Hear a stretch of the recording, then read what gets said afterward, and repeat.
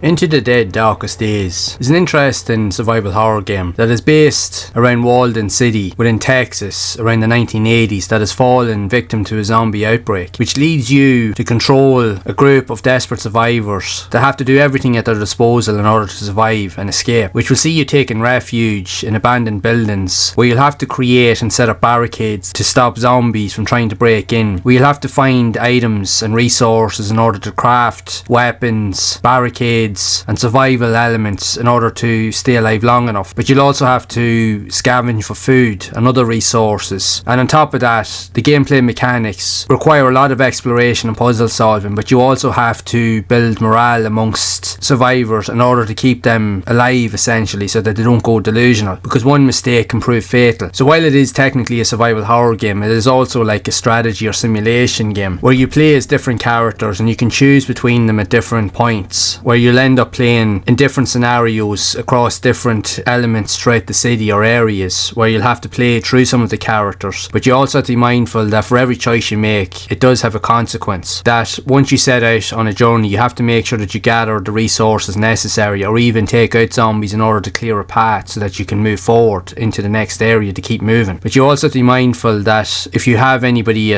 back at the base in a house or wherever, you can't leave them alone for too long, because the barricades can only withstand the attacks from the monsters for so long. And if at any point any of the survivors die, you are pretty much left on your own.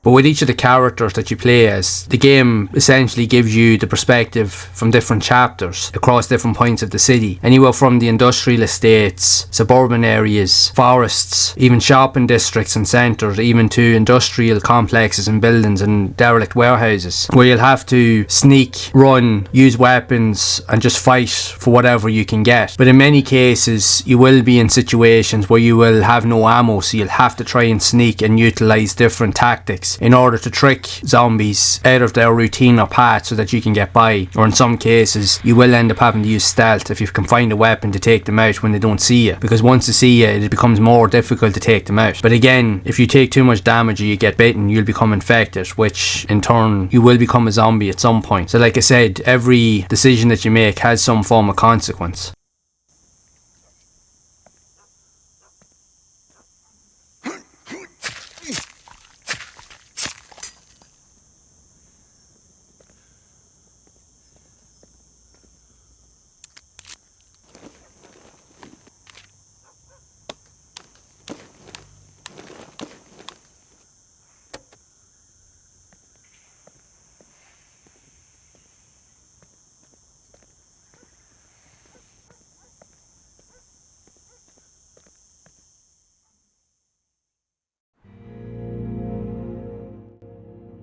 Now there is currently a demo in Steam, and the game, even though it's been released, it is still in early access, so there's a lot of updates and refinements being made to make it a really good and worthwhile experience. The fact is that the game plays from a 2.5D perspective. Yes, it has 3D visuals, but it's played almost like a 2D game. It does add a different quality or aesthetic to the survival horror experience, almost a limited appeal, because you can't move around freely wherever you like to avoid attacks. You can only move left or right, which does make it a lot trickier because you have to be more mindful of your surroundings, but even more familiar with enemy movements and placements. Because like I said, one wrong move, or if you make a sound at all, you'll only alert nearby enemies and they will hunt for you in packs. So essentially the whole goal is to survive the zombie apocalypse, bring the survivors to safety, and use whatever elements possible by crafting weapons, scavenging for resources, and balancing everything out so that you can get out of the danger alive, which won't be an easy task, because you have to use the environment to your advantage. You can either use weapons you pick up, or you can use distinctive elements within each room in order to take out enemies, either by pushing them out windows, off rooftops, dropping something on top of them. You'll just have to use your wits and anything that you can have at your disposal in order to make your life easier. But the game is very dark, gritty, atmospheric, very violent. That just adds a different element to the survival horror experience. But if you genuinely like stealth games, this will be one to look out for. It's interesting. It will take a bit of getting used to with regards to the controls between changing different characters and utilising their specific skill sets, because every character has a distinctive set of abilities that will favour different scenarios. So you have to be mindful of where you use them and how you use them, which can result in the experience being somewhat easier to get through in different areas or more difficult, depending on those choices. No, it's definitely an interesting one. It's different, but it's more tactical and strategic, so if that's something you're interested in, I would definitely give it a go. They'll be linked to the Steam demo down in the description. Yeah, this is just another really cool game to look out for. Well worth trying in my book. Challenging, yes, but if you like that challenge, definitely give it a go. And yet this is among many other games that are out there that are currently being developed or in development that are definitely worth exploring, but many more yet to explore, which we can do so in this next video.